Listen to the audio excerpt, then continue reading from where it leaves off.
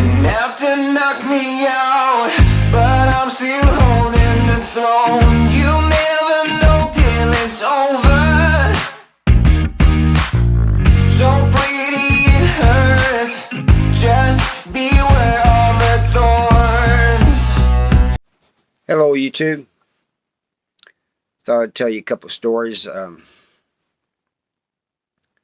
Part of this is a request from a family who wanted me to tell you some stories that it's kind of funny, and part of it's from somebody asked me on Quora if I'd ever ran across any guards that I knew in prison.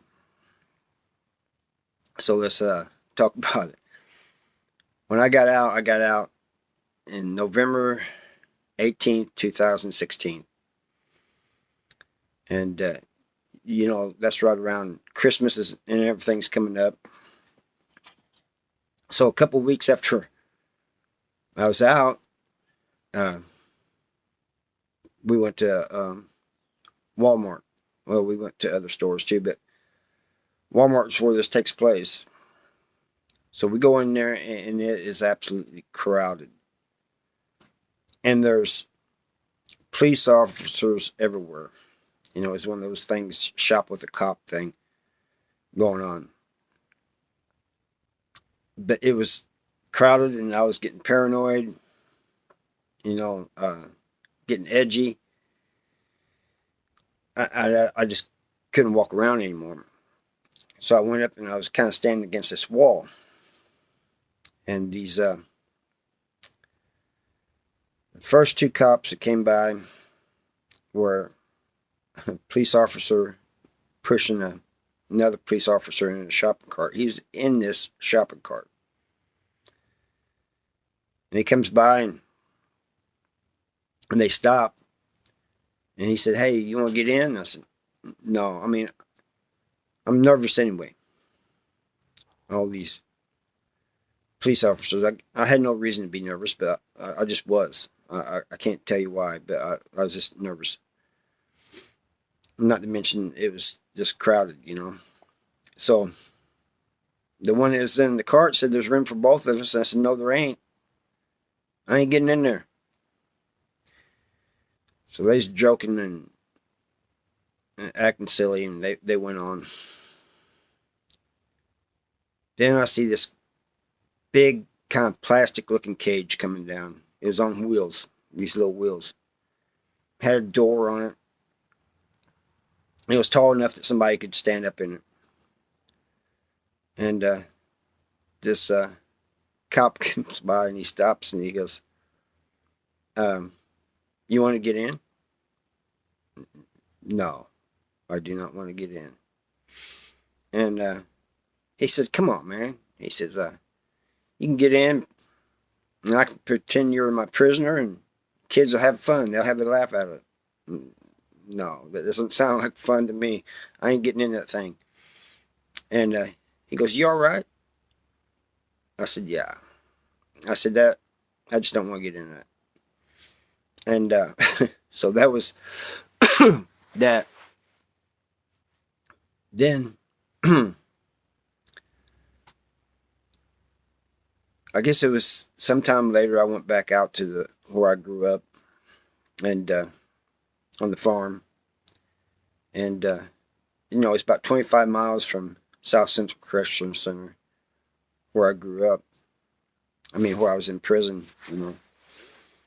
So a friend of mine, you know, some friends of mine came out and we were all visiting, and one of them says, the rest of them left.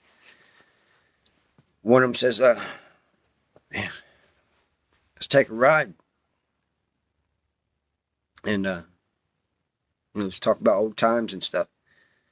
So I get in this truck and we drive up to this small town. I mean, it's just one of those towns you blink your eyes and you're past it. Excuse me. And as we pull in, this car pulls in. We're about, I would say, just a few miles from South Central Correctional Center. Maybe, I don't know, maybe 7 miles or something. And we pulled into this store. and this car pulls in beside us, and out get two guards dressed in their uniform and everything. The young one I did not know, never seen him before. The old one, I knew. I mean, I didn't know him, but I knew him. And I said, "Oh man, it's guards." And my friend starts laughing. They can't do anything to you. They're not cops. We ain't doing anything wrong anyway. So we go into the store, and I'm going down this aisle. Here they come, start down the other end of the aisle. And the old one, I could tell he recognized me. He just stops for a second, and I stop for a second. He nods his head, and I nod my head, and I passed them, and they passed me. And the young one, you know, he didn't have a clue. And but when we was standing in line, you know, to check out, they was in front of us. And the old one, the young one was in front of the old one.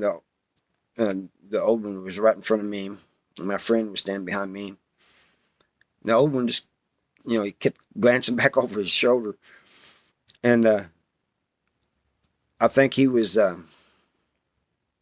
just as paranoid as I was. It's like my friend said, I had no reason to be paranoid, but I was for some reason. And the last story I want to say is I'd gotten a job working construction, working for this guy. I ain't going to mention his name because of this story.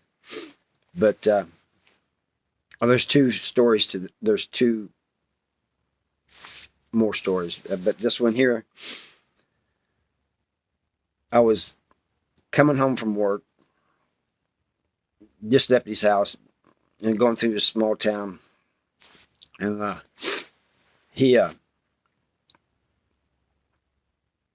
this cop pulls me over. And I guess I was going too fast or something. I don't know. Oh, no, it was plates. The plates had expired a few days before. And so he pulls me over, and he says, comes up and he goes, "You know, your plates are expired."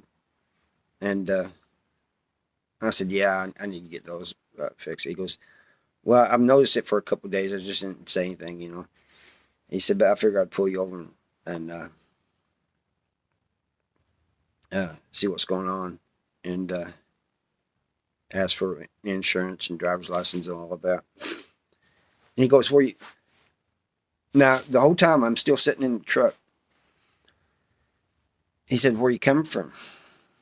And I said, "Work." He goes, "Where's work?" So I told him, and I told him who I worked for, and he said, "Step out of the car." I said, "What?" He said, "Step out of the car." So I stepped out, put my hands on the hood, like he asked me to, and I'm thinking, what'd I do, you know? And, oh, and I'd already told him, he had asked me if I was on probation and parole, and I'd already told him that it was, and told him what for. I still hadn't stepped out of the car, but when he had found out who I worked for, tells me to step out of the car. So I got my hands on the hood, and I'm wondering what's going on. He goes down, and he starts pinching my pockets, front and back. It didn't go any farther, really. And so he lets me go. He told my parole officer, you know, they just said, yeah, you need to get those tags fixed. But Monday, when I go to work, I tell my boss about this, and he just starts laughing. He goes, he's probably trying to see if you had any weed on you. He was just all he's going to do is just take it from you. And I said, well, it's just kind of funny that at the mention of your name, he tells me to step out, you know. But there was another time I got another story, but it doesn't involve guards and stuff. But I'll save it for later. Um, at the same place, I pulled into a place, and then I got me a soda, and it's a small town, and there's like this gas station, convenience store thing, and so I went in and I got me a soda, got me a pack of cigarettes, and I got me some donuts, a little box of donuts. When I come back out, I get ready to leave. Traffic was just crazy this way, and I thought, well, I can go down this way a little bit and then turn and come back. And it's a wrong turn, really. And this is the same town where this cop pulled me over. I didn't see no cops or anything, so I went down, and there was a cop. Pulls me over. And I'm thinking, this is the second time. It was a different cop this time, but the second time I said, man, I'm done. I don't know nothing about how many things you can get, but I was pretty sure that I was going to get a violation or something. I didn't know, So I started cramming these donuts in my mouth, drank the soda. I looked like a chipmunk or something, I bet. He comes up. My mouth is so full I can't speak. And he says, I know you know why I pulled you over. And I pointed at my mouth. Cause I'm wanting to talk, but I can't. Pointed at my mouth, and I pointed at these donuts. I was wanting to eat as many as I could before he arrested me or something. And he just starts laughing. I mean, he laughs like crazy. And I'm thinking, what is, I kind of stopped. I'm just looking at him, like, what's wrong with this guy? And he finally stops laughing. And he goes, no more wrong turns. No, you could have just went out the other way and been all right. He said, no more wrong turns. Pats the door of my truck and leaves me baffled. I mean, as he passed me, I'm still sitting there like, what just happened? And so I get home, and I'm telling everybody about this, and they start laughing. And I said, I'm not getting it. And they said, when you pointed at the donuts, he thought you was making a joke, trying to be funny. Well, then it hit me. Well, I wasn't trying to be funny. These donuts were good, and I thought maybe I might be going to jail. Crammed as many as I could, wasted half of them. They fallen on the floor. And so that was, I've talked to other people, and they said, oh, you wouldn't have got arrested for that. That wouldn't have been a parole violation. I don't know, but I'm nervous around cops. And somebody had once asked me what I feel about authority, cops. Well, I want to tell you, this is I'm two-sided on this in many ways. One, I'm nervous around police officers.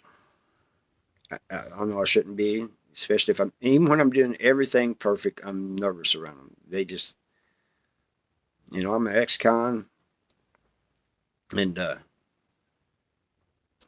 always think, what are they going to do? Are they going to get me for something? At the same time, I think in many areas we need more police officers, but we just don't need any police officers. We need ones that will do their job professionally and right, not just pulling people over because of the color of their skin, or whatever, or because they know that they have a record and just want to pull them over and mess with them. I don't think that should be a case. That's being biased against these people. And I also think they should be trained better. You know, there's so many police shootings these days that, and I'm not saying that not all of them are justified. Some of them probably are, but there's some that are not. You know, and there's people being killed, or whites and blacks, doesn't matter, Mexicans, everybody being killed by police officers. You know, when it could have been, I believe, in my opinion, it could have been handled differently. But that's just my opinion on it. You know, somebody said, well, you got to understand, if they know somebody is a criminal, you can understand why they're pulling them over. I can understand why they're pulling them over, but that's harassment in my book. You know, let the person go until he commits a crime. Let the person go. Leave him alone. That's just my opinion. Now, you know, if he's got a warrant out for his arrest or something, that's different. But just because he's driving around, going about his daily life, don't just pull him over because you know he has a record or because you think he looks suspicious. You know? And I'm not saying that they all do this, because I know not all of them do, but a lot of them do that. So anyway, that's what I got for you today. Oh, I got one coming out Monday, and it's going to be a live chat, hopefully. I haven't even made it yet, but I already know what I'm going to be talking about. It's going to be kind of what YouTube would call a sensitive subject, but I think I can still get it out. But it's going to be a live chat, and you guys are welcome to come in and talk to me. All right, that's all I got for today. Thank you for watching.